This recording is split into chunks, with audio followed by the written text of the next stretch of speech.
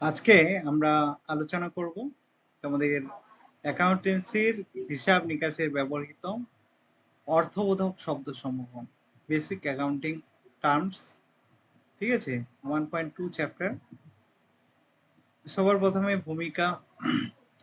হিসাব নিকাশে আমরা এমন কতগুলি শব্দ ব্যবহার করি যদি নির্দিষ্ট কোনো অর্থ বা ধারণা বোঝাতে ব্যবহার করা হয়।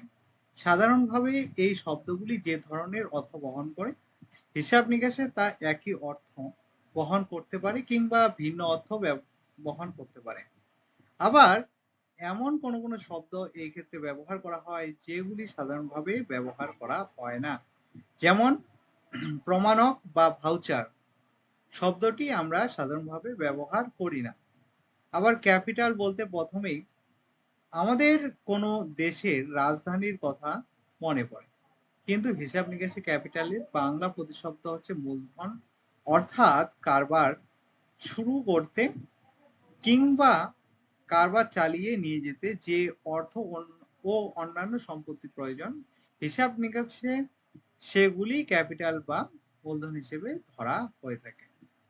যাই হোক, হিসাব নিকাশে যে শব্দগুলি সচরাচর ব্যবহার করা হয়ে থাকে, যেগুলি বিশেষ অর্থ বহন করে, সেই সব অর্থবোধক শব্দ সমূহ এই অধ্যায়ে বিশেষভাবে ব্যাখ্যা করা হলো।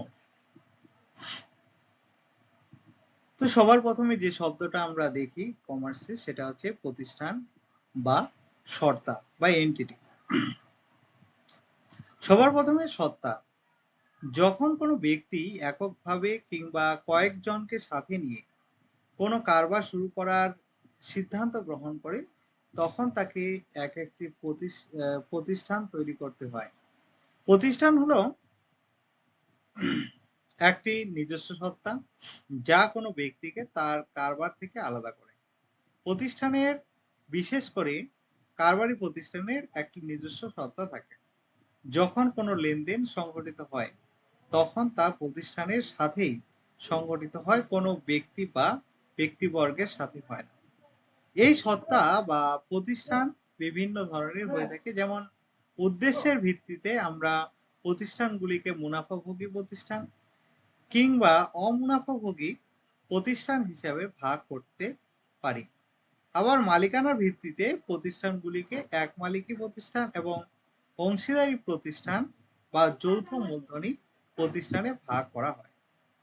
প্রতিষ্ঠানের একটি নিজস্ব নাম থাকতে পারে, যেমন ঘোষ সুইটস কিংবা বসু অ্যান্ড অ্যাসোসিয়েটস কিংবা আইটিসি লিমিটেড ইত্যাদি। এই নাম প্রতিষ্ঠানকে নিজস্ব সত্তা দেয় এবং মালিক বা মালিকদের থেকে নিজেকে আলাদা করে দেয়। ফলে আইনের চোখে এই ধরনের প্রতিষ্ঠানের অস্তিত্ব পৃথক বলে ধরা হয়। প্রতিষ্ঠানগুলি শুধুমাত্র ব্যবসায়িক কার্যকলাপে লিপ্ত থাকবে এমন নাও হতে পারে, অর্থাৎ কারবারি প্রতিষ্ঠান ছাড়াও অনেক ধরনের অকারবারি বা অব্যবসায়িক প্রতিষ্ঠান হতে পারে। যেমন সেন্ট জেভিয়ার্স কলেজ একটি শিক্ষা প্রতিষ্ঠান, আবার কলকাতা মেডিকেল কলেজও একটি স্বাস্থ্য প্রতিষ্ঠান, যেখানে বিভিন্ন ধরনের চিকিৎসার ব্যবস্থা এবং সেই সাথে স্বাস্থ্য বিষয়ক বিভিন্ন ধরনের শিক্ষা প্রদান করা হয়ে থাকে। সংক্ষেপে প্রতিষ্ঠান হলো একটি নিজস্ব সত্তা যা তার অস্তিত্ব আলাদাভাবে প্রতিষ্ঠিত করে। মানে পৃথক, তার মানে আমাদের সত্তা বা এন্টিটি মানে হচ্ছে কোম্পানি আর যে মানে প্রতিষ্ঠান আর হচ্ছে মালিক যে আছে, দুইটা ভিন্ন, দুইজনেরই একটা পৃথক পৃথক অস্তিত্ব রয়েছে, সেটাই হচ্ছে প্রতিষ্ঠানের সত্তা। বুঝতে পারলে? এরপরে হচ্ছে কারবারি, লেনদেন বা বিজনেস ট্রানজেকশন। লেন কথাটির অর্থ হচ্ছে নেওয়া এবং দেন কথাটির অর্থ হলো দেওয়া। অর্থাৎ সুতরাং আমরা লেনদেন বলতে কি বলতে পারি? সাধারণ অর্থে, অর্থাৎ লেনদেন বলতে সাধারণ অর্থে দেওয়া নেওয়াকে বোঝায়। হিসাব বিদ্যায় এই ধারণাটি দেওয়া নেওয়াকে বোঝানোর জন্য ব্যবহৃত হয়েছে। তবে হিসাব বিদ্যায় লেনদেন কথাটির এক বিশেষ তাৎপর্য আছে। কি বলেছে? লেনদেন বলতে অর্থ কিংবা দ্রব্য বা সেবার আকারে কোনো মূল্যের বিনিময় বা স্থানান্তরকে বোঝায়, যা অর্থের মাপকাঠিতে পরিমাপ করা যায় এবং অর্থে প্রকাশ করা যায়।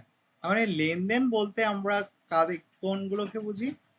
যা অর্থের মাপকাঠিতে পরিমাপ করা যায়। সব লেনদেনকে আমরা লেনদেন বলতে পারবো না। যদি অর্থের মাপকাঠিতে পরিমাপ করা যায় এমন লেনদেন হয় তাহলে সেগুলোকে বলা হয় লেনদেন। ঠিক আছে? হিসাব নিকাশের ভাষা। লেনদেন হলো বিনিময়, যার মাধ্যমে কোনো একটি পক্ষ গ্রহণ করে এবং অন্য একটি পক্ষ প্রদান করে। অন্যভাবে বলতে গেলে প্রতিটি লেনদেনের ফলে কোনো বিশেষ সুবিধা একটি পক্ষ থেকে অন্য পক্ষের কাছে প্রবাহিত হয়। যেমন যখন নগদে অর্থের বিনিময়ে কোনো পণ্য ক্রয় করা হয় তখন বিক্রেতা ক্রেতাকে পণ্য প্রদান করে এবং ক্রেতা বিক্রেতাকে পণ্য মূলধন বাবদ নগদ অর্থ প্রদান করে। বিষয়টি একটি চিত্রের সাহায্যে দেখানো।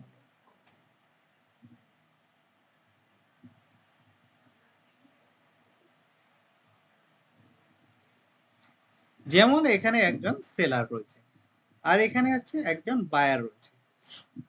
এখন সেলার কি করবে? পণ্যটা বায়ারকে বিক্রি করবে, যে কিনবে। তো বিক্রেতার কাছ থেকে পণ্যটা ট্রান্সফার হয়ে কার কাছে যাবে? বায়ারের কাছে। আর বায়ার কি করবে? অর্থটা দিয়েছে নগদ অর্থ, সেটা সেলারকে দেবে। তো এদের দুজনের মধ্যে আর্থিক লেনদেন সংগঠিত হলো, তো এটাকে বলা হবে আমাদের লেনদেন। ঠিক আছে? ঘটনা ধারণা। প্রতিনিয়ত যা কিছু ঘটে তাই ঘটনা। আমাদের ব্যক্তি জীবনের মতো যে কোনো প্রতিষ্ঠানের প্রতিদিন অসংখ্য ঘটনা ঘটে থাকে। এই ঘটনা আবার প্রতিষ্ঠানের আর্থিক অবস্থার পরিবর্তন আনতে পারে। আবার কোনো কোনো ঘটনায় প্রতিষ্ঠানের আর্থিক অবস্থার কোনো পরিবর্তন হয় না। সুতরাং ঘটনা হলো দু ধরনের, একটা হচ্ছে আর্থিক ঘটনা আর একটা হচ্ছে অনার্থিক ঘটনা। আর্থিক ঘটনাগুলিকে হিসাব শাস্ত্রের ভাষায় লেনদেন বলে। তাহলে লেনদেন কাকে বলা হয়? আর্থিক ঘটনাগুলিকে হিসাব শাস্ত্রের ভাষায় লেনদেন বলে।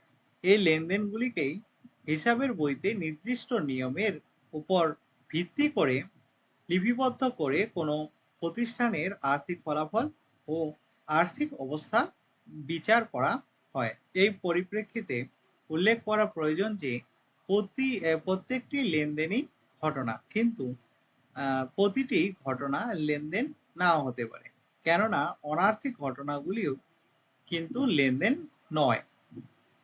উদাহরণস্বরূপ এখানে আমরা বলতে পারি যে কোনো কারবারি পণ্য ক্রয়ের উদ্দেশ্যে পাইকারি পণ্য বা বিক্রেতার কাছে পণ্যের জন্য ফরমাইশ দিল এবং ওই পাইকারি বিক্রেতা ক্রেতার ফরমাইশ মতো পণ্য সরবরাহ করে পণ্যের মূল্য বাবদ নির্দিষ্ট অর্থ গ্রহণ করলো। এই ক্ষেত্রে পণ্য ক্রয়ের জন্য ফরমাইশ দেওয়ার ঘটনাটি হলো অনার্থিক ঘটনা, কেননা এই ঘটনায় কোনো অর্থে আদান প্রদান হয়নি। কিন্তু যখন পণ্য সরবরাহ করে বিক্রেতা পণ্যের মূল্য গ্রহণ করলো তখন সেটি লেনদেন বলে পরিগণিত হলো।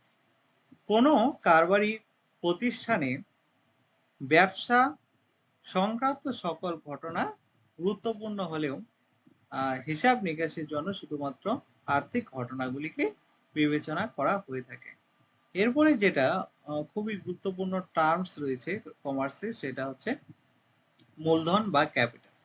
ক্যাপিটাল মানে আমরা শুধু জানি হচ্ছে রাজধানী, আসলে এখানে রাজধানীর অন্য অর্থে ব্যবহার করা হয়। সাধারণ অর্থে মূলধন বলতে একজন কারবারি তার কারবারে যে অর্থ বিনিয়োগ করে তার সমষ্টিকে বোঝায়।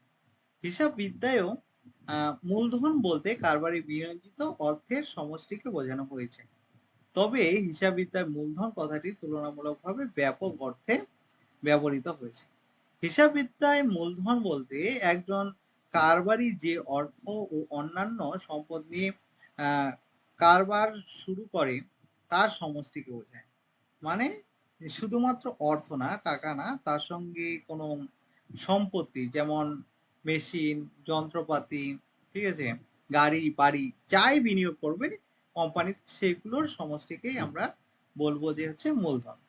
মূলত কোনো অর্থ বা সম্পদকে হিসাববিদ্যায় মূলধন হিসেবে চিহ্নিত করা হলেও তিনটি শর্ত পূরণ করতে হয়।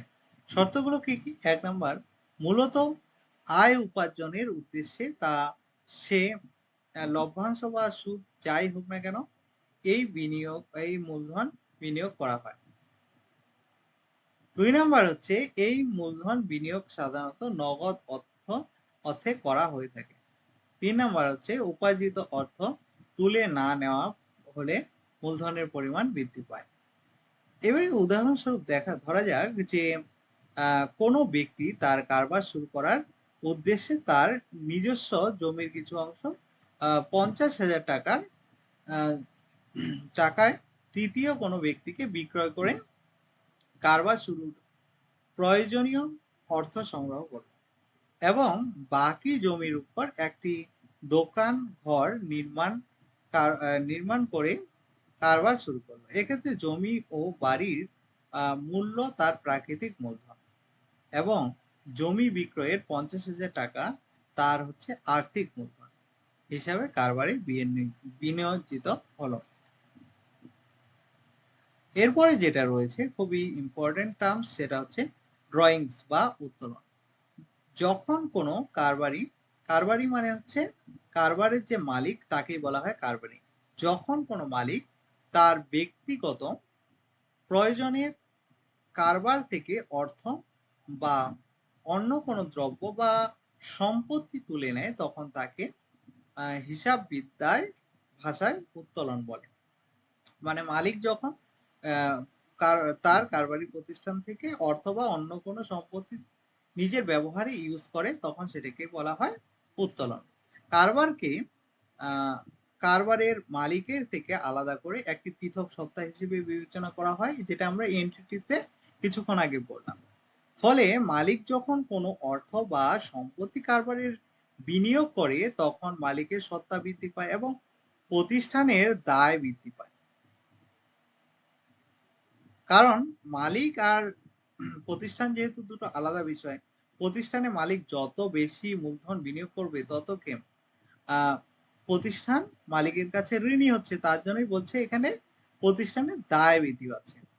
আবার মালিক যখন তার কারবারি প্রতিষ্ঠান থেকে অর্থ বা অন্য কোনো সম্পত্তি ব্যক্তিগত প্রয়োজনে তুলে নেয় তখন কিন্তু মালিকের সত্তা অর্থাৎ দায় সেটা হ্রাস পায় এবং সেই সঙ্গে মালিকের প্রতি প্রতিষ্ঠানের দায়ও হ্রাস পায়।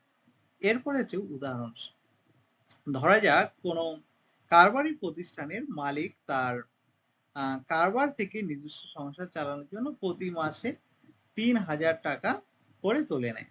এক্ষেত্রে কোনো নির্দিষ্ট কারবার থেকে মালিকের মোট আর্থিক উত্তোলনের পরিমাণ হবে ৩×৩৬,০০০ টাকা। এরপরে ৫ নাম্বার পয়েন্ট যেটা রয়েছে সেটা হচ্ছে দায় বা রেসপন্সিবিলিটিস। সাধারণ অর্থে দায় বলতে নির্দিষ্ট কোনো অর্থ নির্দিষ্ট কোনো ব্যক্তি বা সংস্থাকে প্রদান করার আইনগত বাধ্যবাধকতাকে বোঝায়। কিন্তু হিসাববিদ্যার দায়কে এক বিশেষ অর্থে ব্যবহার করা হচ্ছে। এই ক্ষেত্রে দায় বলতে কারবার কর্তৃক প্রদেয় যে কোনো ধরনের দেনাকেই বোঝানো হয়। মানে কেউ আমার কাছে টাকা পায় কোনো কারণে আমরা দায়বদ্ধ যে অর্থ দেওয়ার জন্য বা কোনো কারণে, সেটাকেই বলা হচ্ছে দায়।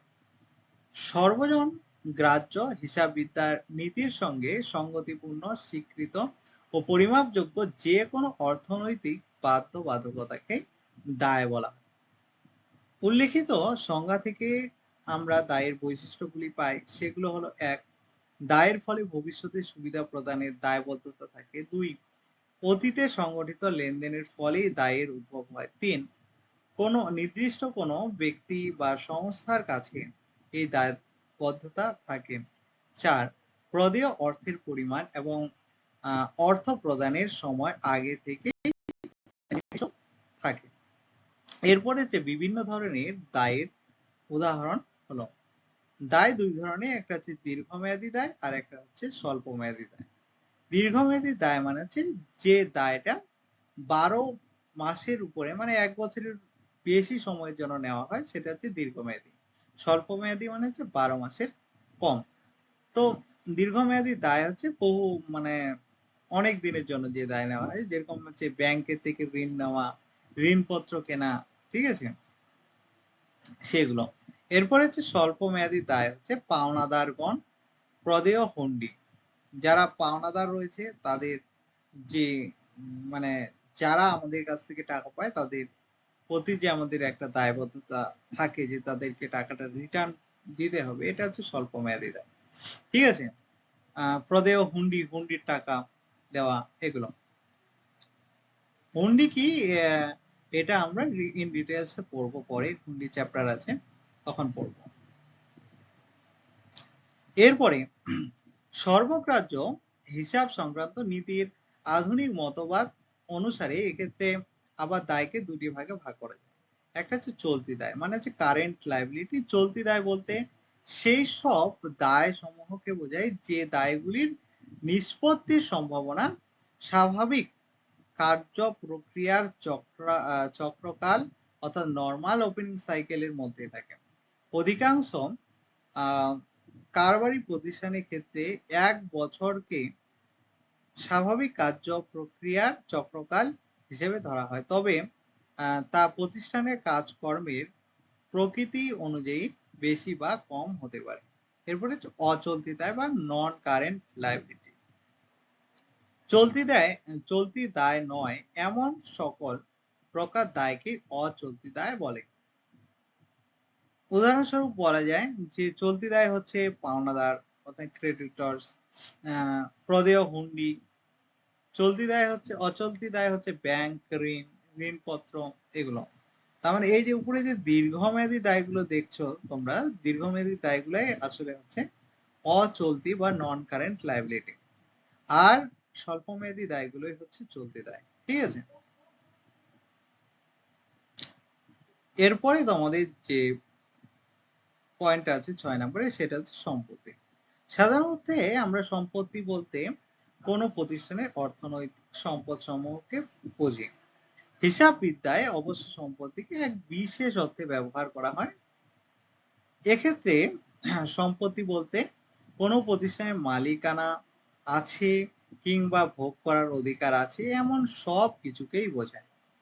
অর্থাৎ আমরা সম্পত্তি বলতে সর্বজনগ্রাহ্য হিসাব ব্যবস্থার নীতির সঙ্গে সঙ্গতিপূর্ণ, স্বীকৃত ও পরিমাপযোগ্য যে কোনো অর্থনৈতিক সম্পদকে সম্পত্তি বলে বিবেচনা করি।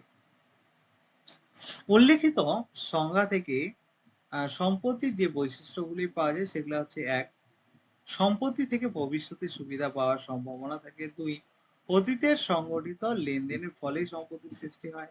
3, নির্দিষ্ট কোনো ব্যক্তি বা সংস্থার এই সম্পত্তির উপর অধিকার থাকে। 4, সম্পত্তিকে প্রয়োজনে অন্যের সঙ্গে বিনিময় করা যায়।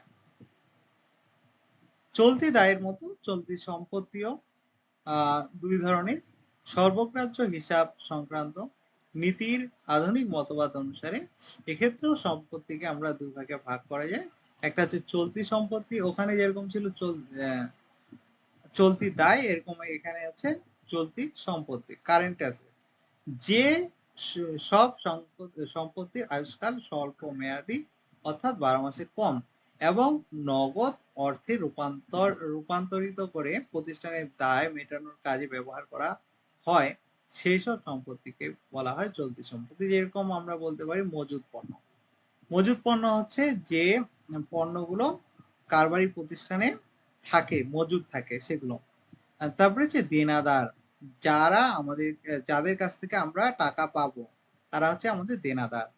নগদ অর্থ মানে আমাদের কাছে নগদ যে টাকা রয়েছে সেটা।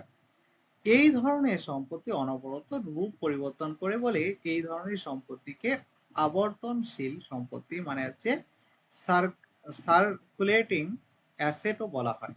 যেমন নগদ অর্থে পণ্য কেনা হলে ক্যাশ ক্যাশ যেটা রয়েছে ক্যাশটা তখন স্টকে পরিণত হয়।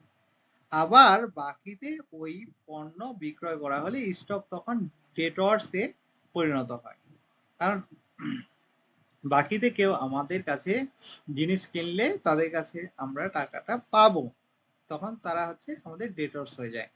এ রূপান্তরিত হয় ডেটর্স এর কাছ থেকে টাকা আদায় হলে ডেটর্স আবার ক্যাশে পরিণত হয়। এরপরে যেটা রয়েছে অচলতি সম্পত্তি মানে নন কারেন্ট। যে সকল সম্পত্তি চলতি সম্পত্তি নয় সেগুলি অচলতি সম্পত্তি। অন্যভাবে বলা যায় যে সকল সম্পত্তির আয়ুষ্কাল দীর্ঘমেয়াদী মানে 12 মাসের থেকে বেশি এবং দীর্ঘকাল ধরে ব্যবহার করার উদ্দেশ্যে ক্রয় করা হয়ে থাকে সেই সব সম্পত্তিকে অচলতি সম্পত্তি বলে। মূলত এই সম্পত্তিগুলি হলো স্থায়ী সম্পত্তি। এই স্থায়ী সম্পত্তি আবার দুই ধরনের হয়। কি কি? যেমন দৃশ্যমান সম্পত্তি। দৃশ্যমান মানে যেগুলোকে চোখে দেখা যায়, যেরকম দালান বাড়ি, যন্ত্রপাতি, আসবাবপত্র এগুলো। অদৃশ্যমান সম্পত্তি হচ্ছে যেগুলো চোখে দেখা যায় না, যেরকম হচ্ছে সুনাম। এটাও এক ধরনের সুনাম, মানে যেরকম সুনাম মানে হচ্ছে নাম ডাক, সবাই চেনে, ঠিক আছে, এরকম সেটাকে সুনাম বলে। যেরকম জিও সিম, বাটা জুতো, অজন্তা, ঠিক আছে, লাইফ বয়, এগুলোর সুনাম রয়েছে, সব মানুষই চেনে। তো এগুলোকে বলা হচ্ছে, এটাকে বলা হচ্ছে সুনাম। সত্য অর্থাৎ প্যাটেন্টস, ঠিক আছে, এগুলো কি? তারপরে হচ্ছে কপিরাইট। কপিরাইটের ব্যাপারটা জানো, যে কেউ একজন অন্য কারো জিনিস যদি তুমি ইউজ করো তাহলে তার জন্য তার কাছ থেকে কপিরাইট নিতে হয়, প্যাটেন্ট নিতে হয়, প্যাটেন্ট না নিলে তার উপরে কপিরাইট দেওয়া হয় ইত্যাদি। এগুলো হচ্ছে সব অলিক সম্পত্তি, এগুলো চোখে দেখা যায় না। এরপর হচ্ছে অধিকাংশ স্থায়ী সম্পত্তির আয়ুষ্কাল সুনির্দিষ্ট এবং ব্যবহারের ফলে ক্রমশ হ্রাস পেতে পেতে একদিন শেষ হয়ে যায়। তাই এই ধরনের সম্পত্তিকে আবার ক্ষয়িষ্ণু সম্পত্তিও বলে, মানে ক্ষয়ে যায় এক সময়। যেমন কয়লা খনির, অরণ্য, এগুলো দিন দিন কি ক্ষয় পাচ্ছে। একটা বিল্ডিং বাড়ি যেগুলো থাকে সেগুলোও কিন্তু ক্ষয় পায়। এরপর হচ্ছে রেভিনিউ। রেভিনিউ মানে হচ্ছে মোট আয়। একটি প্রতিষ্ঠানের স্বাভাবিক কার্যকলাপের দ্বারা অর্জিত মোট অর্থের পরিমাণ, যা নির্দিষ্ট সময়ের মধ্যে পরিমাপ করা হয়, তাকেই আমরা প্রতিষ্ঠানের মোট আয় বলি। হিসাববিদ্যায় মোট আয় বলতে অবশ্য বিক্রয় লব্ধ প্রাপ্তি বা প্রাপ্য অর্থকে বোঝায়। ফলে সম্পত্তি বিক্রয় সংক্রান্ত অর্থপ্রাপ্তি কিংবা ঋণ গ্রহণের মাধ্যমে প্রাপ্ত অর্থকে মোট আয়ের অন্তর্ভুক্ত করা যায় না। বৃহৎ অর্থে মোট আয় বা রেভিনিউ বলতে বাড়ি ভাড়া থেকে প্রাপ্ত আয়, কমিশন বা বাট্টা প্রভৃতিকে বোঝায়। বাট্টা মানে হচ্ছে ডিসকাউন্ট। ডিসকাউন্ট শুনেছ না? সেই ডিসকাউন্টটাকে বাংলায় বলা হয় বাট্টা।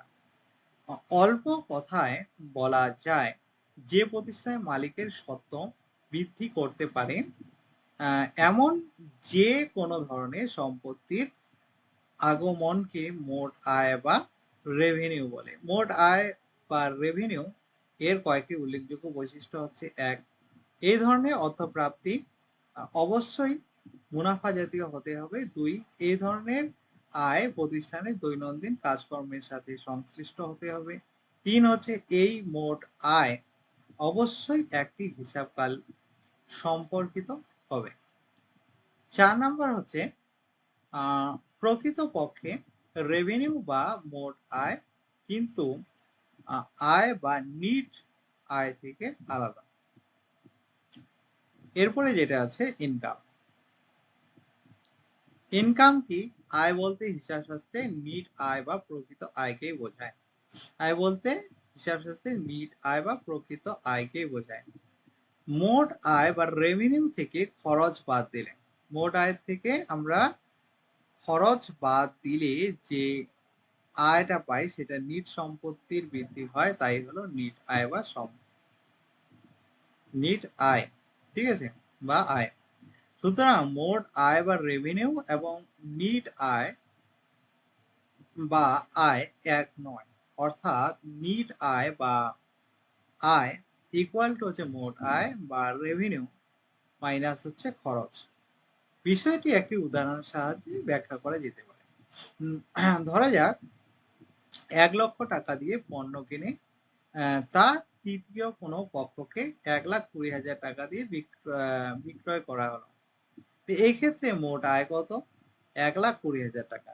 পণ্য ক্রয় করা বাবদ ব্যয়িত অর্থাৎ 1,00,000 টাকা বাদ দিয়ে যে আয় অবশিষ্ট থাকে সেটাকেই বলা হচ্ছে নিট আয়। মানে 20,000 টাকা হলো এখানে আমাদের নিট আয় বা আয়। এরপরে হচ্ছে খরচ। আয় উপার্জন প্রক্রিয়ায় কোনো প্রতিষ্ঠান যে সকল অর্থ প্রদান করে কিংবা প্রদানের দায় স্বীকার করে হিসাববিদ্যার ভাষায় তাকে আমরা খরচ বলি। প্রতিটি কারবারি প্রতিষ্ঠানের মূল লক্ষ্য হলো আয় অর্জন করা। ফলে আয় উপার্জনের লক্ষ্যে তাদের যে পণ্য ও সেবা বিক্রয় করতে হয় তা উৎপাদন করতে কিংবা কিনতে কিছু অর্থ প্রদান করতে হয়। পণ্য বা সেবা সংগ্রহের জন্য যে অর্থ প্রদান করা হয় কিংবা প্রদানের দায় স্বীকার করা হয় তাকেই খরচ বলে।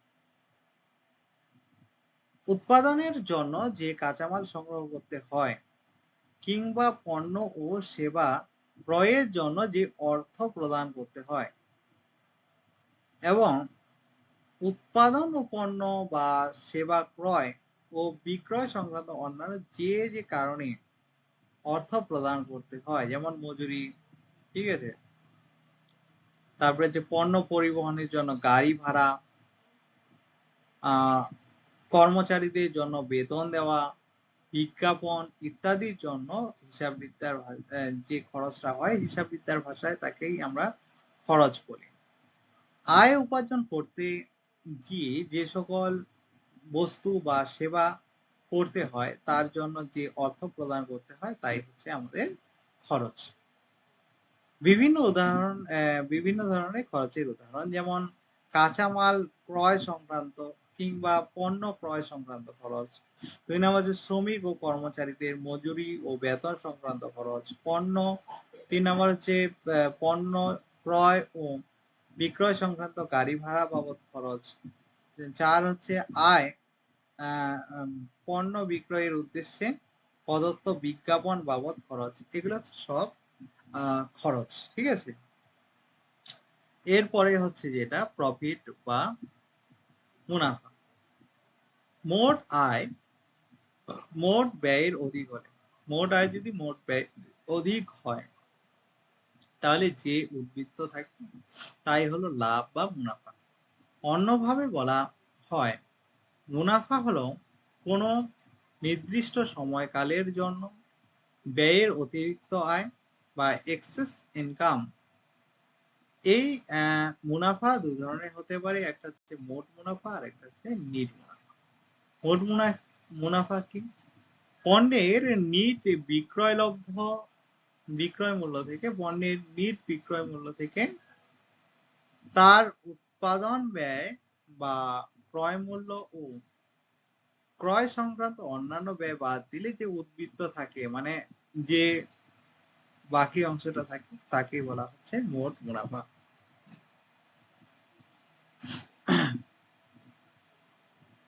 অন্যদিকে মোট লাভ থেকে পণ্য বিক্রয় সংক্রান্ত এবং কারবার পরিচালনা সংক্রান্ত ব্যয় বাদ দিলে যে উদ্বৃত্ত থাকে তাকে নিট মুনাফা বলে। মুনাফা বা ফায়দা এক অর্থ বহন করে না। ফায়দা হলো একটি লেনদেন বা একগুচ্ছ লেনদেন থেকে আসা আর্থিক সুবিধা। অন্যদিকে মুনাফা হলো কোনো একটি নির্দিষ্ট সময়কালের জন্য ব্যয়ের অতিরিক্ত আয়। সুতরাং ফায়দা মুনাফা বৃদ্ধি করে, কিন্তু ফায়দা ও মুনাফা বা লাভ কখনোই সমার্থক নয়। 2 নম্বর হচ্ছে এরপরে হচ্ছে উদাহরণ। সামগ্রিকভাবে মোট আয় মোট ব্যয়ের অধিক হলে যে উদ্বৃত্ত থাকে তাকেই আমরা মুনাফা বলি। ধরা যাক মোট আয় হচ্ছে 1 লক্ষ টাকা এবং মোট ব্যয় হয়েছে 10 লক্ষ টাকা হচ্ছে মোট আয়, আর মোট ব্যয় হচ্ছে 9 লক্ষ টাকা। এক্ষেত্রে মুনাফা অর্থাৎ ব্যয়ের তুলনায় অধিক কত টাকা হলো? 1 লক্ষ টাকা। এই 1 লক্ষ টাকাই হচ্ছে আমাদের প্রফিট বা মুনাফা। এরপর হচ্ছে ফায়দা বা গেইন। যে কোনো আর্থিক সুবিধা পাওয়া গেলে তাকে ফায়দা বা লাভ বলা হয়। ফায়দা এক ধরনের সাধারণত একটি লেনদেন বা একগুচ্ছ লেনদেন থেকে আসা। উদাহরণস্বরূপ আমরা বলতে পারি নগদ বার্তার অর্থাৎ প্রাপ্য ডিসকাউন্ট মানে হচ্ছে প্রাপ্য বার্তার উল্লেখ করা যেতে পারে। ফায়দা নগদ আগমন সূচক নাও হতে পারে, সাধারণত দায় হ্রাসের মাধ্যমে এবং সম্পত্তি বৃদ্ধির মাধ্যমে ফায়দা আসে। রপ্তানি দ্রব্য প্রস্তুত করার জন্য কাঁচামালের মূল্যের সরকারি ভর্তুকিকেও আমরা ফায়দা বলে আখ্যা দিতে পারি। যে কুঋণ, কুঋণ মানে যে অর্থটা আমরা আর পাবো না, ঠিক আছে, বলে আমরা কারো কাছ থেকে টাকা পেতাম, সেই টাকাটা আর পাবোই না এমনটা ধরে নিয়েছিলাম, মানে সেটা সেই ঋণটা হচ্ছে আমাদের কাছে কুঋণ। সেই কুঋণ থেকে যদি বাদ দেওয়া হয়েছে তা যদি আমরা পাই কখনো, তাহলে তাকে ফায়দা বলা যায়। মানে কারোর কাছ থেকে টাকা পেতাম, সেই টাকাটা আর পাবোই না ধরে নিয়েছি, কিন্তু সেই টাকাটাও পাওয়া গেল, সেটাই হচ্ছে আমার ফায়দা। দায় মেটানোর ক্ষেত্রে যে কোনো ছাড়কেই আমরা ফায়দা বলি। মানে কেউ আমাদের কাছে টাকা পায়, টাকা যখন আমরা দিচ্ছি তখন ও আমাদের কাছে কিছু টাকা কম নিল, বললো যে ওই টাকাটা আর দিতে হবে না, যে টাকাটা আমাদের কাছে কম নিল সেটাই হচ্ছে ফায়দা। ফায়দা এবং মুনাফা এক অর্থ বহন করে না। ফায়দা হলো একটি লেনদেন বা একগুচ্ছ লেনদেন থেকে আসা আর্থিক সুবিধা। মুনাফা হলো কোনো নির্দিষ্ট সময়কালের জন্য ব্যয়ের অতিরিক্ত আয়, অর্থাৎ access of income over expenses. আর্থিক ফায়দা এবং আয়ের যা প্রধানত বিক্রয় মূল্য, সুদ, লভ্যাংশ সমষ্টি থেকে এবং ক্ষতি বাদ দিলে যে অবশিষ্ট থাকে তাকে মুনাফা বলা হয়। সুতরাং ফায়দা মুনাফা বৃদ্ধি করে, কিন্তু ফায়দা এবং মুনাফা কখনোই সমার্থক নয়। সামগ্রিকভাবে মোট আয় মোট ব্যয়ের অর্থ হলে যে উদ্বৃত্ত থাকে তাই হলো মুনাফা। একটি নগদ লেনদেন থেকে নগদ বার্তা পাওয়া গেলে তা হলো ফায়দা বা লাভ। যেমন উদাহরণস্বরূপ বলতে পারি 2000 টাকা মূল্যের একটি সম্পত্তি বিক্রয় করে 2500 টাকা মূল্যের অন্য একটি সম্পত্তি নেওয়া হয়, যদি নেওয়া হয় তাহলে এক্ষেত্রে 500 টাকার ফায়দা বা লাভ হলো। মানে 2000 টাকার জিনিস সম্পত্তি দিয়ে আমরা যদি 2500 টাকা সম্পত্তি নিই ওর কাছ থেকে, তাহলে সেটাকে বলা হচ্ছে ফায়দা। 500 টাকার ফায়দা হলো। এরপর হচ্ছে ক্ষতি, মানে ওই 500 টাকাটা এক্সট্রা দেওয়া হয়নি তাদের। এরপর যেটা আছে আমাদের ক্ষতি বা লস। ব্যয়ের যে অংশ প্রতিষ্ঠানের আয় উপার্জনের কোনো সুবিধা সৃষ্টি করতে পারে না তাকে আমরা ক্ষতি বলি। প্রতিষ্ঠানের পক্ষে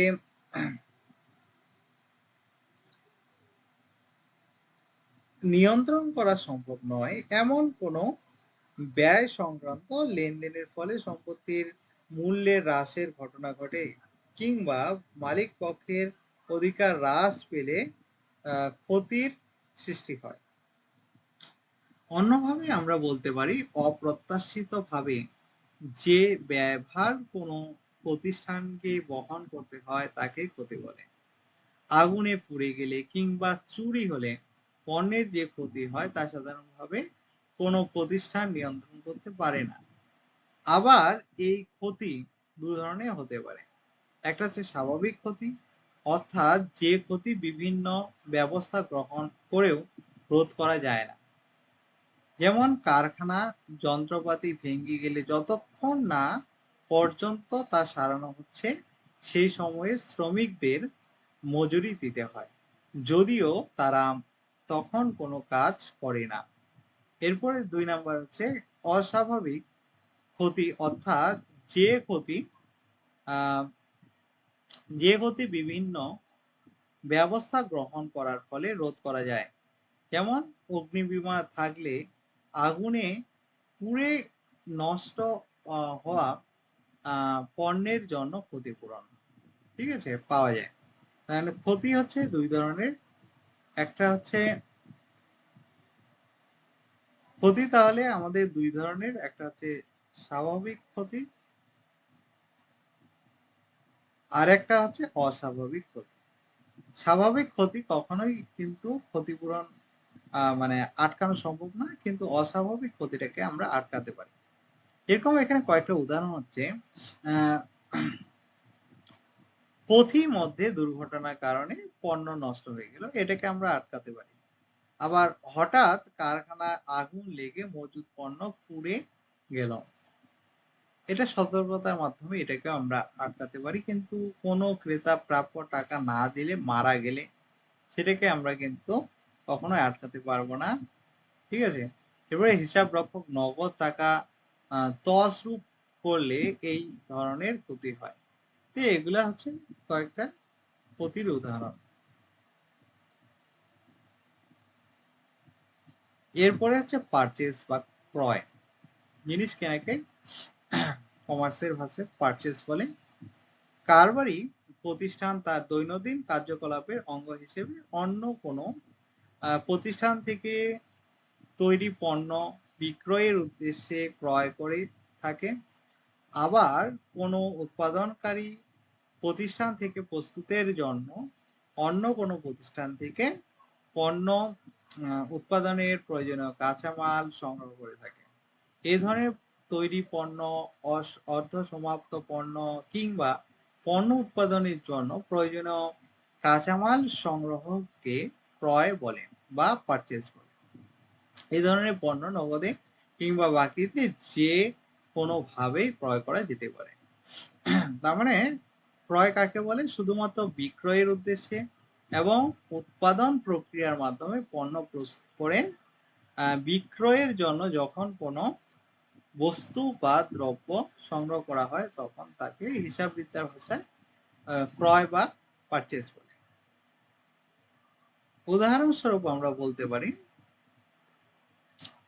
কোনো একজন ব্যক্তি বস্ত্র ব্যবসায়ী যখন বিক্রয়ের উদ্দেশ্যে অন্য কোনো প্রতিষ্ঠান থেকে বস্ত্র কেনে তখন তাকে ক্রয় বলা হবে। যেমন মানব নামে কোনো বস্ত্র ব্যবসায়ী যদি কলকাতা বড়বাজার থেকে কারবারের জন্য 10,000 টাকা 10,000 পিস সুতির কাপড় কেনে তখন তা ক্রয় বলে বিবেচিত হবে। কিন্তু তার কাপড়ের দোকানের ব্যবহারের জন্য সে যদি 5টি সিলিং ফ্যান কেনে তখন তা কারবারের সম্পত্তি বলে বিবেচিত হবে, ক্রয় হিসেবে গণ্য হবে না, ঠিক আছে। মানে পুনরায় পুনরায় সেল করার জন্য যে সম্পত্তিগুলো কিনবে সেগুলো হচ্ছে আমাদের পারচেজ, ঠিক আছে। এরপরে তোমাদের যেটা রয়েছে সেটা হচ্ছে সেল। সেল কি? কারবারি যে পণ্য উৎপাদন করে কিংবা ক্রয় করে তার অন্তিম গন্তব্যস্থল হলো পণ্যের ক্রেতা। বিক্রয় হলো একটি প্রক্রিয়া যার মাধ্যমে কারবারির উৎপাদিত বা কৃত পণ্য পণ্যের ক্রেতার কাছে পৌঁছায়। এই পণ্য বিক্রয় নগদে কিংবা ধারে যে কোনো ভাবেই হতে পারে। তবে এক্ষেত্রে বিক্রয় বলতে শুধুমাত্র পণ্য বিক্রয়কেই বোঝায়। বিক্রয় বলতে শুধুমাত্র কি পণ্য বিক্রয়কে বোঝায়, ঠিক আছে। প্রতিষ্ঠানের প্রতিষ্ঠানের কোনো সম্পত্তি বিক্রয় করা হলে তা বিক্রয়ের অন্তর্ভুক্ত হয় না। পণ্যের বিক্রয় দেশের অভ্যন্তরে কোনো কারবারি বা ক্রেতার কাছে হতে পারে, আবার দেশের বাইরেও হতে পারে। পণ্য বিক্রয় যে কোনো কারবারি প্রতিষ্ঠানের একটি নিত্য নৈমিত্তিক কাজ। কারবারের মুখ্য উদ্দেশ্য অর্থাৎ মুনাফা অর্জন এই বিক্রয়ের মাধ্যমেই সম্ভব হয়।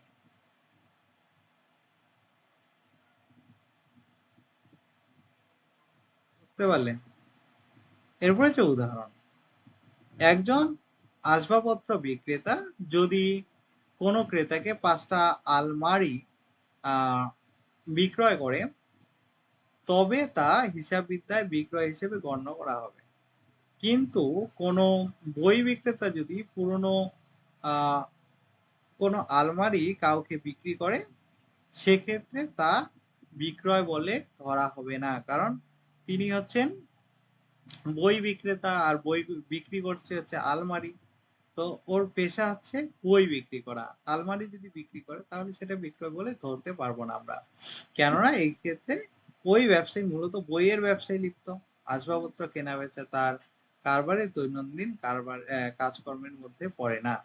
এরপরে খুবই ইম্পর্টেন্ট যে টার্মসটা রয়েছে সেটা হচ্ছে আমাদের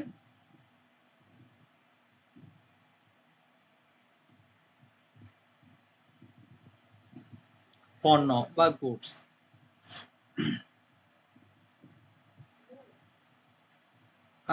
মুনাফা অর্জনের জন্য বিক্রয়ের উদ্দেশ্যে যে বস্তু ক্রয় করা হয় কিংবা কোনো কারবারি প্রতিষ্ঠান অন্য কোনো পণ্য উৎপাদন করার জন্য যে বস্তু ব্যবহার করে কিংবা প্রক্রিয়াজাত করে, হিসাববিদ্যার ভাষায় তাকেই পণ্য বলে। অন্যভাবে বলে যে কারবারি প্রতিষ্ঠান থেকে যে দ্রব্যের কারবারে লিপ্ত থাকে তাকেই পণ্য বলে। আমেরিকা যুক্তরাষ্ট্রে গুডস শব্দটির পরিবর্তে মার্চেন্ডাইজ শব্দটি পণ্যের প্রতিশব্দ হিসেবে ব্যবহার করা হয়।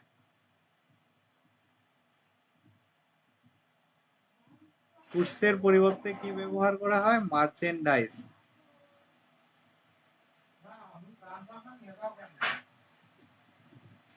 ঠিক আছে, শব্দটি ব্যবহার করা হয় প্রতিশব্দ হিসেবে।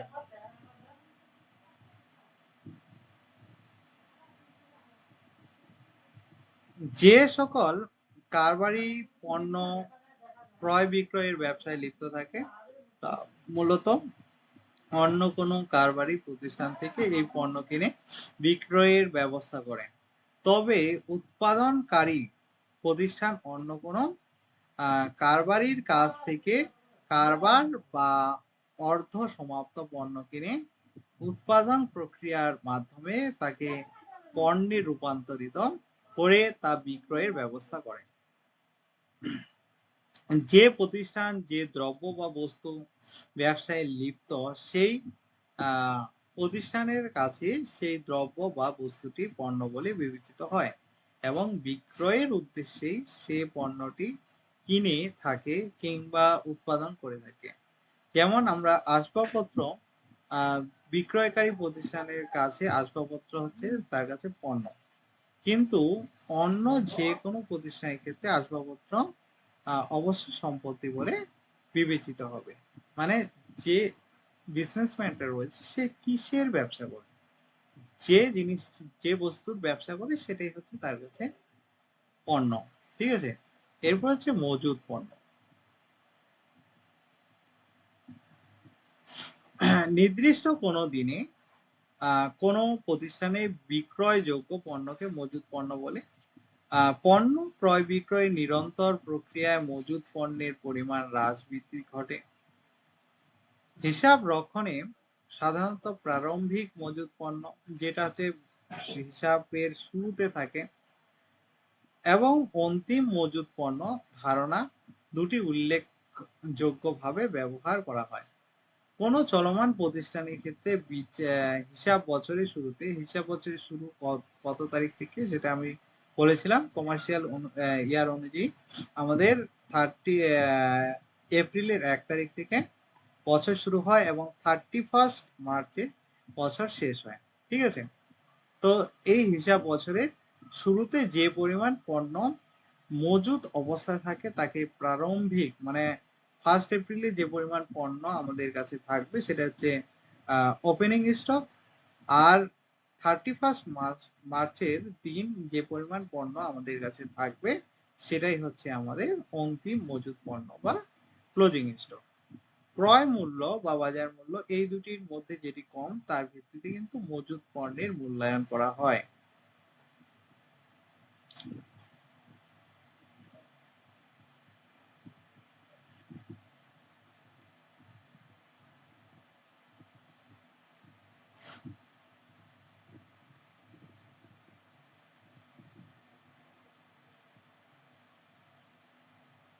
ঠিক আছে,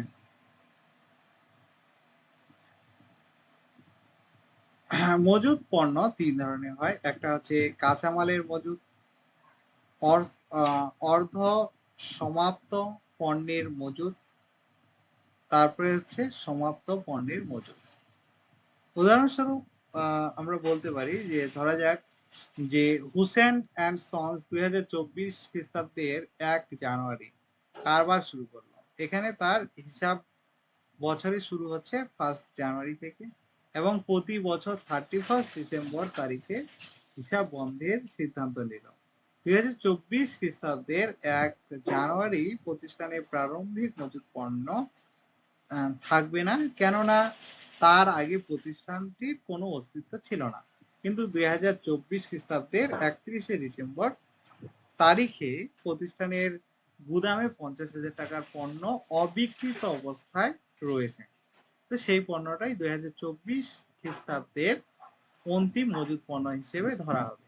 আবার 2024 খ্রিস্টাব্দের অন্তিম মজুদ পণ্যটাই কিন্তু 2025 খ্রিস্টাব্দের 1 জানুয়ারিতে প্রারম্ভিক মজুদ পণ্য হিসেবে বিবেচনা করা হয়।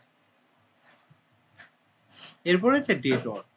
ডেটর মানে কোনো প্রতিষ্ঠানের কাছে দেনাদার বলতে বা ডেটর্স বলতে সেই সব ব্যক্তি বা প্রতিষ্ঠানকে বোঝায় যে বা যারা ওই প্রতিষ্ঠান থেকে ধারে পণ্য কিনেছে এবং কৃত পণ্যের মূল্য নির্দিষ্ট কোনো দিন পর্যন্ত পরিশোধ করেনি, অর্থাৎ তাদের কাছে পণ্যের বিক্রয় মূল্য বাবদ প্রতিষ্ঠানের এখনো অর্থ পাওনা রয়েছে, এখনো টাকাটা পাবে, তাদেরকে বলা হচ্ছে দেনাদার, যাদের কাছ থেকে পাওয়া যাবে অর্থ।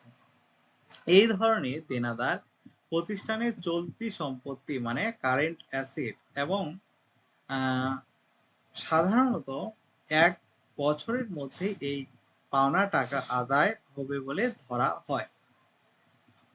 দেনাদারদের কাছে পণ্য প্রাপ্য অর্থ উদ্বর্ত্ত পত্রের সম্পত্তি দিকে দেখানো হয়ে থাকে। উদাহরণস্বরূপ আমরা বলতে পারি, ধরা যাক যে কোনো প্রতিষ্ঠান থেকে পণ্য 3 জন ক্রেতার কাছে এইভাবে বিক্রয় করলো। এর কাছে বিক্রয় করলো 50,000 টাকার নগদে, বির কাছে 30,000 টাকার পণ্য ধারে, যার মধ্যে 15,000 টাকা দিয়ে দিয়েছেন, আর সি 20,000 টাকার পণ্য ধারে, যার মধ্যে সে এখনো পর্যন্ত কোনো অর্থই দেয়নি। তার মানে এই ক্ষেত্রে প্রতিষ্ঠানের বর্তমান দেনাদারের পরিমাণ হচ্ছে বি এর কাছ থেকে 15,000 টাকা এবং সি এর কাছ থেকে 20,000 টাকা, মানে টোটাল 35,000 টাকা দেনা রয়েছে, পাওয়া যাবে। ঠিক আছে, বি আর সি এর কাছে, এখানে বি আর সি হচ্ছে আমাদের কাছে দেনাদার। ঠিক আছে, ডেটর। এরপর হচ্ছে ক্রেডিটর। ডেটরের উল্টো দিক হচ্ছে ক্রেডিটর। কোনো প্রতিষ্ঠানের কাছে পাওনাদার বলতে সেই সব ব্যক্তি বা প্রতিষ্ঠানকে বোঝায় যে বা যারা ওই প্রতিষ্ঠানের থেকে ধারে পণ্য বিক্রয় করেছে। ঠিক আছে, মানে আমাদের প্রতিষ্ঠান অন্য যে সমস্ত প্রতিষ্ঠান বা ব্যক্তির কাছ থেকে ধারে পণ্য ক্রয় করেছে তাদেরকে বলা হচ্ছে পাওনাদার, তাদেরকে আমাদের টাকা দিতে হবে। কৃত পণ্যের মূল্য নির্দিষ্ট দিন পর্যন্ত পরিশোধ করা হয়নি, অর্থাৎ তাদের কাছে পণ্যের ক্রয় মূল্য বাবদ প্রতিষ্ঠানের অর্থ এখনো দেনা আছে, এখনো দিতে বাকি রয়েছে। এই ধরনের পাওনাদার প্রতিষ্ঠানের চলতি দায় অর্থাৎ লায়াবিলিটি, আমাদের একটা রেসপন্সিবিলিটিস রয়েছে টাকাটা দেওয়ার, এবং সাধারণত 1 বছরের মধ্যে এই দেনা পরিশোধ করতে হবে বলে ধরা হয়। পাওনাদারদের প্রদেয় অর্থ উদ্বৃত্ত পত্রের দায়ের দিকে দেখানো হয়ে থাকে। উদাহরণস্বরূপ আমরা বলতে পারি কোনো প্রতিষ্ঠান তার পণ্য উৎপাদনের জন্য ব্যবহৃত কাঁচামাল 3 জন ক্রেতাকে এইভাবে বিক্রয় করলো।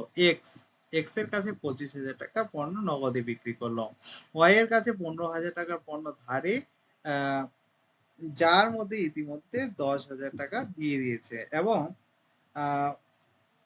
জেড এর কাছ থেকে 10,000 টাকার পণ্য কেনা হয়েছে, যার মধ্যে এখনো পর্যন্ত কোনো টাকা পরিশোধ করা হয়নি। তার মানে আমাদের কাছে এখনো টাকা পাবে ওয়াই আর হচ্ছে জেড। ওয়াই পাবে 5,000 টাকা এবং জেড পাবে হচ্ছে 10,000 টাকা। তার মানে এখনো আমাদের কাছে 15,000 টাকার পাওনাদার রয়েছে দুজন, ওয়াই আর জেড। এরা হচ্ছে আমাদের পাওনাদার। এরপরে যেটা রয়েছে ভাউচার। ভাউচার বা প্রমাণক একটি লেনদেন, যে কোনো লেনদেন, ঠিক আছে, হওয়ার সঙ্গে সঙ্গে হিসাবের বইতে লিপিবদ্ধ করা হবে। যখন সেই লেনদেনের সমর্থনে প্রয়োজনীয় নথিপত্র, কাগজপত্র বা প্রমাণ হিসেবে কোনো তথ্য বা দলিল পাওয়া যাবে, এই প্রমাণ কোনো রসিদ হতে পারে, প্রতিষ্ঠানের সভার কার্য বিবরণীর বিশেষ কোনো অংশ হতে পারে, ক্যাশ মেমো হতে পারে, বিল, ক্রয় চালান, ঠিক আছে, বিক্রয় চালান, কোন সভার গৃহীত সিদ্ধান্ত, যে কোনো কিছু হতে পারে, যার মাধ্যমে ওই সত্যতা আমরা বুঝতে পারি।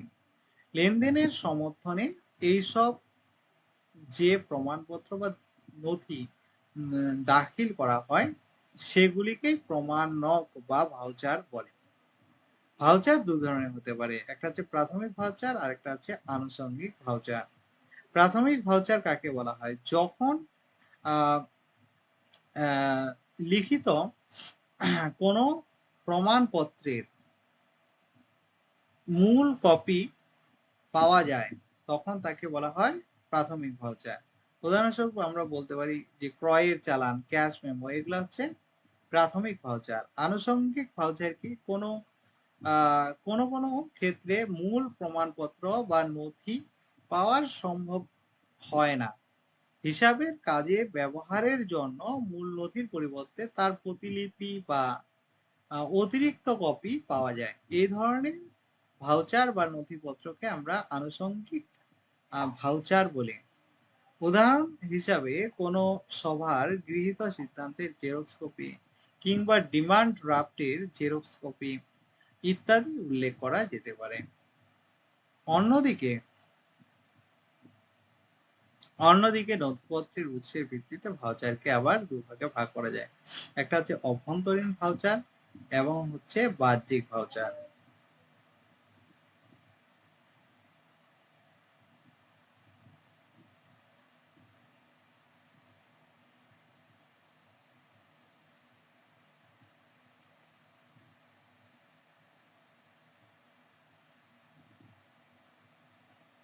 নথিপত্রের ভিত্তিতে অভ্যন্তরীণ ভাউচার আর বাহ্যিক ভাউচার। অভ্যন্তরীণ ভাউচার কি? যে সকল নথিপত্র বা ভাউচার প্রতিষ্ঠানের অভ্যন্তরেই প্রস্তুত করা হয়। কিসের? প্রতিষ্ঠানের অভ্যন্তরেই প্রস্তুত করা হয়, অর্থাৎ যেসব নথিপত্র বা কাগজপত্রের উৎস প্রতিষ্ঠান নিজেই, তাকে বলা হয় অভ্যন্তরীণ ভাউচার। উদাহরণস্বরূপ আমরা বলতে পারি বিক্রয়ের চালান, কাঁচামাল প্রাপ্তির যাচনপত্র, প্রতিষ্ঠানের বিক্রয় পরিচালক মন্ডলী সভায় গৃহীত সিদ্ধান্ত ও কার্যাবলী ইত্যাদির উল্লেখ করা যেতে পারে। এরপর হচ্ছে বাহ্যিক ভাউচার।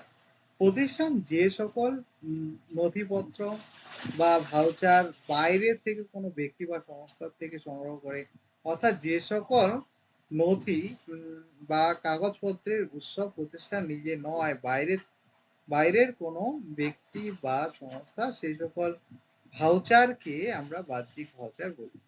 উদাহরণস্বরূপ বলা যায় যে ঋণ চুক্তির প্রতিলিপি, ব্যাংক বিবরণী ইত্যাদি। এরপরে যে পয়েন্টটা রয়েছে সেটা হচ্ছে বার্তা বা ডিসকাউন্ট।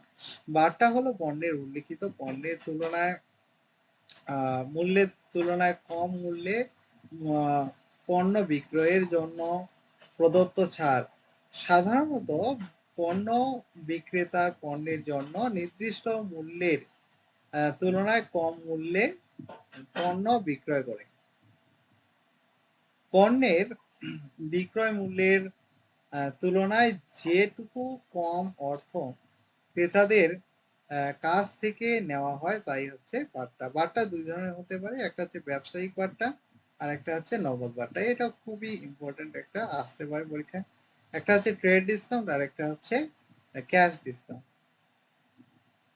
সাধারণত অধিকাংশ ক্রেতাই ব্যবসায়িক বার্তার সুবিধা পেয়ে থাকে, কিন্তু একমাত্র সেই সব ক্রেতাই নগদ বার্তার সুবিধা পায় যারা কিনা নগদে পণ্য ক্রয় করে কিংবা নির্দিষ্ট দিনের মধ্যে ধারে ক্রয় করা পণ্যের মূল্যে পরিশোধ করে। উদাহরণস্বরূপ বলা যায় যে একজন বিক্রেতা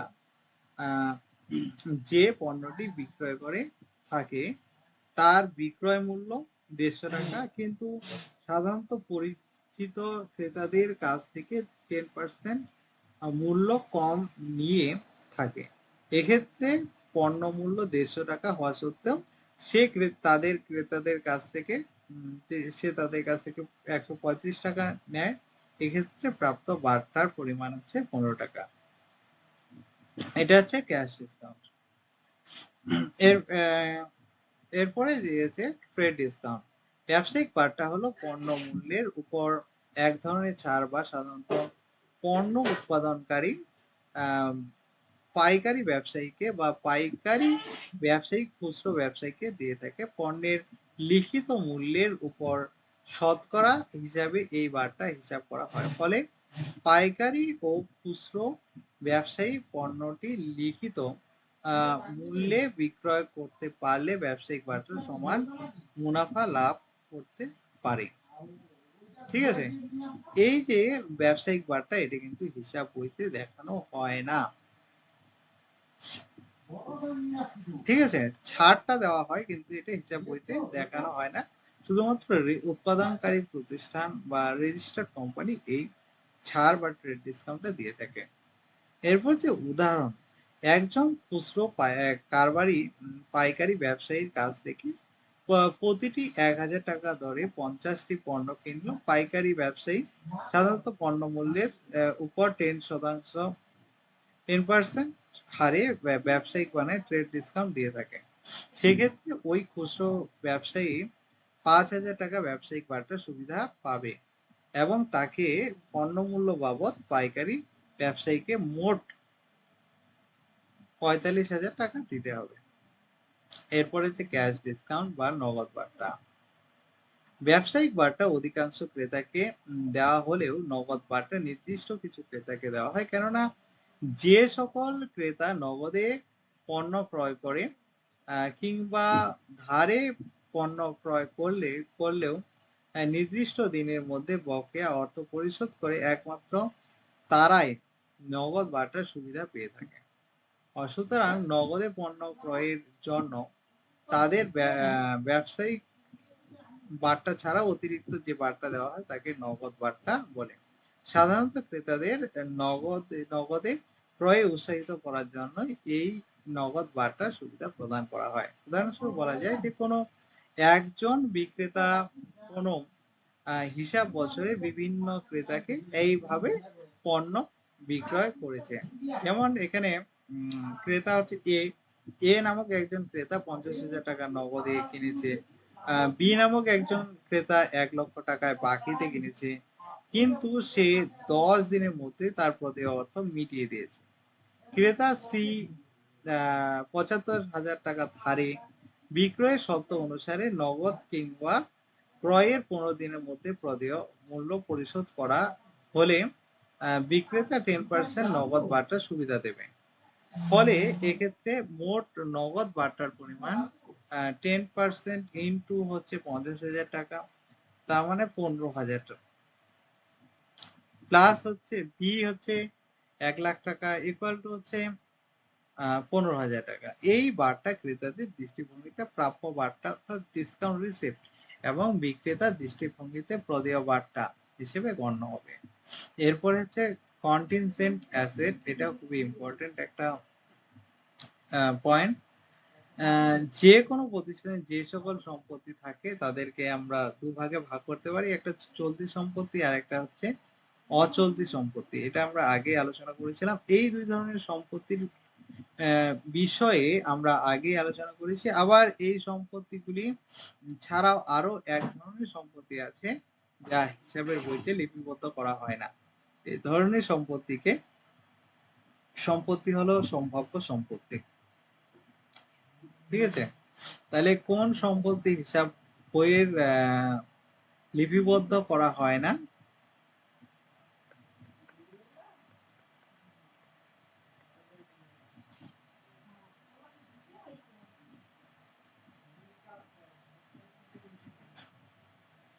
ঠিক আছে, সম্ভাব্য সম্পত্তি হিসাব বইতে লিপিবদ্ধ করা হয় না। তো এটাই বলছে যে সকল সম্পত্তি যার উপর কোনো ব্যক্তি বা প্রতিষ্ঠানের বর্তমানে কোনো অধিকার থাকে না, কিন্তু ভবিষ্যতের কোনো ঘটনা পরিপ্রেক্ষিতে সেই অধিকার লাভের সম্ভাবনা থাকে, তাকে বলা হয় সম্ভাব্য সম্পত্তি বা কন্টিনজেন্ট অ্যাসেট। যেমন চুক্তি ভঙ্গের বিরুদ্ধে ক্ষতিপূরণ চেয়ে আদালতে নালিশ জানানো হলে যতক্ষণ না পর্যন্ত আদালতের রায় ঘোষিত হচ্ছে ততক্ষণ এই ক্ষতির পূরণ বাবদ প্রাপ্য অর্থ সম্ভাব্য সম্পত্তি হিসেবে গণ্য হবে। এরপরে যেটা আছে কন্টিনজেন্ট লায়াবিলিটি, যে কোনো প্রতিষ্ঠানে যেসব ধরনের দায় থাকে তাদেরকেও দুভাবে ভাগ করা যায়, একটা হচ্ছে চলতি দায় আর একটা হচ্ছে অচলতি দায়। এই দুই ধরনের দায় সম্পর্কেও আমরা আগেই আলোচনা করেছি। আবার এই দায়গুলি ছাড়াও এক ধরনের দায় রয়েছে, সেটা হচ্ছে যেটা কিনা যে হিসাবের বইতে লিপিবদ্ধ করা হয় না। কন্টিনজেন্ট অ্যাসেটও হিসাবের বইতে লিপিবদ্ধ করা হয় না, আবার কন্টিনজেন্ট লায়াবিলিটিও হিসাবের বইতে লিপিবদ্ধ করা হয় না। এই ধরনের দায় হলো সম্ভাব্য দায়। যে ধরনের দায় প্রকৃত দায় হিসেবে পরিণত হবে কিনা তা ভবিষ্যৎ ঘটনার উপর নির্ভর করে, তাকে সম্ভাব্য দায় বলে। এই সম্ভাব্য দায় প্রকৃত দায়ে পরিণত হতে পারে, আবার নাও হতে পারে। সেই কারণে এই দায়কে হিসাবে অন্তর্ভুক্ত করা হয় না। যেমন এখানে কোনো ক্রেতাকে খারাপ পণ্য সরবরাহ করা হলে করার জন্য সে আদালতে ক্ষতিপূরণ চেয়ে নালিশ জানালো, এই ক্ষতিপূরণের অর্থ সম্ভাব্য দায়। আদালতের রায় ওই ক্রেতার পক্ষে গেলে তখন এই সম্ভাব্য দায় প্রকৃত দায়ে রূপান্তরিত হবে এবং তখন তা হিসাবের অন্তর্ভুক্ত করা হবে। এরপরে যেটা রয়েছে সেটা হচ্ছে প্রাপ্তি বা রিসিপ্ট। হিসাব নিকাশের ভাষায় প্রাপ্য অর্থকেই আমরা প্রাপ্তি বলি। যেমন দ্রব্য বিক্রয়, সুদ, লভ্যাংশ, সম্পত্তি বিক্রয় ইত্যাদি যে কোনো কারণে কোনো নগদ অর্থ পাওয়া গেলে তাকে প্রাপ্তি বলা হয়। কোনো দ্রব্য পাওয়া গেলে তাকে প্রাপ্তি বলা হয় না। প্রাপ্তি কথাটি হচ্ছে নগদ অর্থের সঙ্গে সম্পর্কযুক্ত।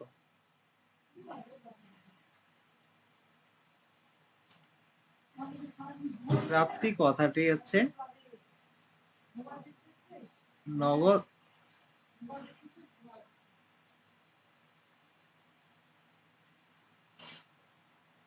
প্রাপ্তি কথাটি নগদ অর্থের সঙ্গে সম্পর্কযুক্ত।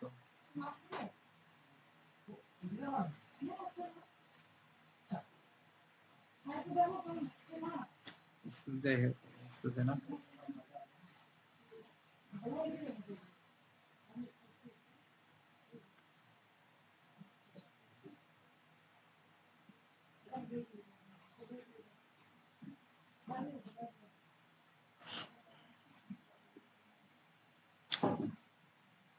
তাই প্রাপ্তি ও প্রদানের হিসাবে প্রাপ্তিকে আগত অর্থ এবং প্রদানকে নির্গত অর্থ হিসেবে বিবেচনা করা হয়। প্রাপ্তির উদ্বৃত্ত নগদ পুঁজির হিসাবে গণ্য করা হয়। প্রাপ্তিকে প্রধানত দুটি শ্রেণীতে ভাগ করা যায়, সেটা হচ্ছে মূলধনী প্রাপ্তি মানে ক্যাপিটাল রিসিপ্ট, আর একটা হচ্ছে মুনাফা জাতীয় প্রাপ্তি বা রেভিনিউ রিসিপ্ট।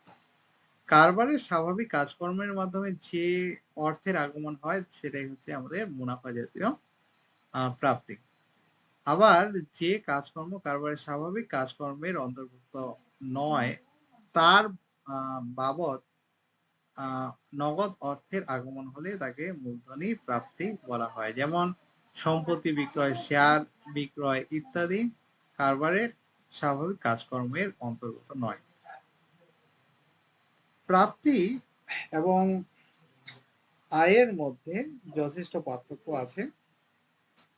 কোন হিসাবকালের আয় ব্যয়ের হিসাব করা হলে ওই হিসাবকালের মধ্যে কত টাকা এলো এবং প্রাপ্তি হলো তার বিবেচনা করা হয়, কারণ এই প্রাপ্তির মধ্যে বিগত হিসাবকালের জন্য এবং ভবিষ্যৎ হিসাবকালের জন্য প্রাপ্তি থাকতে পারে, মূলধনী প্রাপ্তিও থাকতে পারে। আয় বলতে নির্দিষ্ট হিসাবকাল সংশ্লিষ্ট মুনাফা জাতীয় অর্থাৎ নগদ প্রাপ্তি এবং ওই হিসাবকাল সংশ্লিষ্ট মুনাফা জাতীয় পাওনাদার একরূপ সম্পত্তিকে বোঝায়। বিভিন্ন ধরনের প্রাপ্তির উদাহরণ এইভাবে দেওয়া যেতে পারে। একটা যে মূলধনী প্রাপ্তি, যেমন সম্পত্তি বিক্রয়জনিত অর্থ, আগত অর্থ, আজীবন সদস্য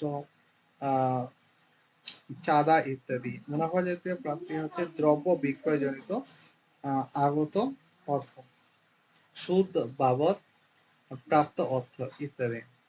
এরপরে যেগুলো রয়েছে সেটা হচ্ছে এক্সপেন্ডিচার। যখন কোনো সম্পত্তি বা সেবা আয়ত্তে আনা হয় তখনই ব্যয় এর সৃষ্টি হয়।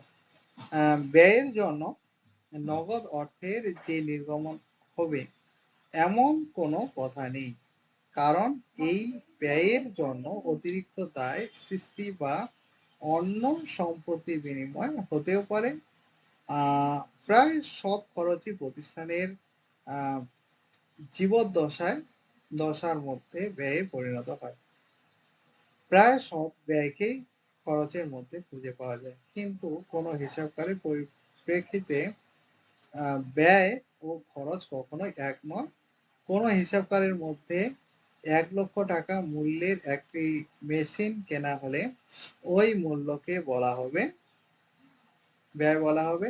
সংশ্লিষ্ট হিসাবকালের মধ্যে ওই মেশিনের 10,000 টাকা অপচয় হলে, মানে ক্ষয় হলে, 10,000 টাকা যদি মেশিনটা ক্ষয় যায় তাহলে এই 10,000 টাকা সংশ্লিষ্ট হিসাবকালে ব্যয় বলে বলা হবে। এক্ষেত্রে ব্যয় খরচেরই নামান্তর, অর্থাৎ ব্যয়ের যে অংশ নিঃশেষিত হয় তা হলো খরচ। ব্যয় মূলত 3 ধরনের, একটা হচ্ছে মুনাফা জাতীয় ব্যয়, মূলধন জাতীয় ব্যয়, মুনাফা জাতীয় ব্যয়, আর একটা হচ্ছে বিলম্ব মুনাফা জাতীয় ব্যয়, মানে ডিফার্ড রেভিনিউ এক্সপেন্ডিচার। যে খরচের ফলে স্থায়ী সম্পত্তির আগমন ঘটে তাকে বলা হয় মুনাফা জাতীয় ব্যয়। কোন সম্পত্তি? স্থায়ী সম্পত্তির আগমন ঘটে তাকে বলা হয় মুনাফা জাতীয় ব্যয়। যেমন হিসাবে যন্ত্রপাতি ক্রয়ের উদাহরণ দেওয়া যেতে পারে। আর ব্যবহারের ফলে এই যন্ত্রপাতি ধীরে ধীরে ক্ষয়প্রাপ্ত হলে যে অপচয় হয় তাই হচ্ছে মুনাফা জাতীয় ব্যয়। অর্থাৎ যে ব্যয়ের ফলে কোনো স্থায়ী সম্পত্তি সৃষ্টি হয় না, বরঞ্চ স্থায়ী সম্পত্তির মূল্য হ্রাস পেতে থাকে, তাকে মুনাফা জাতীয় ব্যয় বলে। আবার এমন কিছু মুনাফা জাতীয় ব্যয় আছে যার জন্য কোনো স্থায়ী সম্পত্তি সৃষ্টি না হলেও সেই ব্যয়ের প্রভাব স্থায়ী সম্পত্তির মতো একাধিক বছর ধরে অনুভব করা যায়, তাকে বিলম্বিত মুনাফা জাতীয় ব্যয় বলে। যেমন বিজ্ঞাপন বাবদ ব্যয়।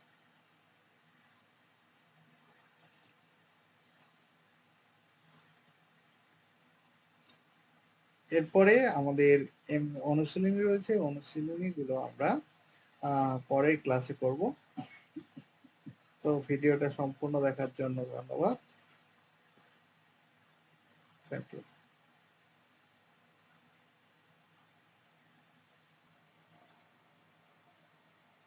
কোথাও কোনো কিছু বুঝতে অসুবিধা হলে আমাকে কমেন্ট করে জানাও, আমি বিস্তারিতভাবে বোঝানোর চেষ্টা করব।